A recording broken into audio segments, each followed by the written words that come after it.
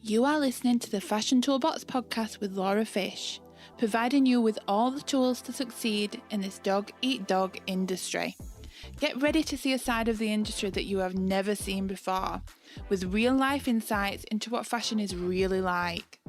Join me as I take you on a journey throughout my career in the industry, with a host of special guests, learning secrets of the trade to help you to find your dream career and meet your maximum potential.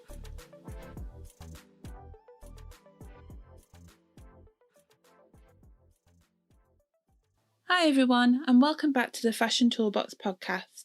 In today's episode, I just wanted to briefly discuss the topic of whether a formal education in fashion is required to succeed in the industry. It's a question that seems to regularly do the rounds, and everybody has their own opinion on the correct answer. For me personally, I believe that unless you do a long apprenticeship with someone reputable, established, and knowledgeable within the industry, it would be near on impossible to start a fashion career without a formal education. Unless, of course, you have an endless amount of cash to pay for freelancers to support your business project.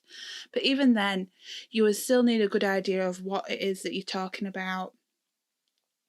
The main issue is that there are not many businesses out there willing to take someone on without a qualification, even for some retail roles, which can be highly frustrating. And so the pressure comes from the top. There are, of course, a countless stream of famous fashion designers who have made it without a formal education. However, in the case of so many of those, they trained on apprenticeships within the industry and worked their way up, learning every aspect of the business before spreading their wings on their own. In order to have a successful business, it is imperative that you understand exactly how it works, and this, unfortunately, can only be learned in two ways.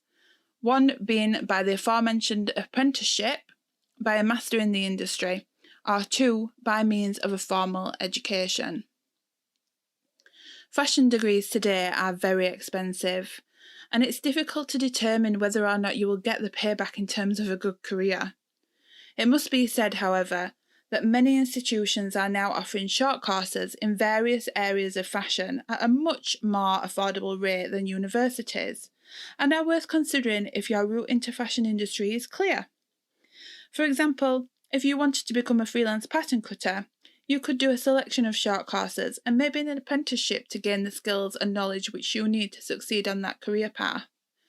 Although you must remember that nothing is guaranteed, and even some students who have spent years on a fashion degree end up in a career that is not in the industry at all. The problem is that there are so many different choices and very poor career guidance for prospective students in fashion. How are you supposed to know what you want to do if you don't entirely know what the role entails? In my podcast, I do hope to cover many of your unanswered questions on roles within the industry, from the people who are actually doing them. Your skills and interests will ultimately determine the career path that you take, but you must be open-minded. It's really crucial, as what you plan to do in your career is not always a route you are destined to follow. Our life choices shape all of us, but the keys to success are determination and passion. As long as you have those, you will go far. Another thing which is so important for your career success is networking. As the term, it's not what you know, it's who you know. Now, this is not a term I'm particularly fond of at all, because I believe we all work hard to get to where we are in life. But the difference is, in order to be noticed, you have to make connections, join groups, conversations, webinars, social media platforms, and get talking. Networking is the silent key to your success. Thank you all for listening today. Starting next week, we will be taking an in-depth look into various roles within the fashion industry. Be sure to tune in. Thanks for listening to the Fashion Toolbox podcast. Make sure to subscribe so that you never miss out on the future episodes.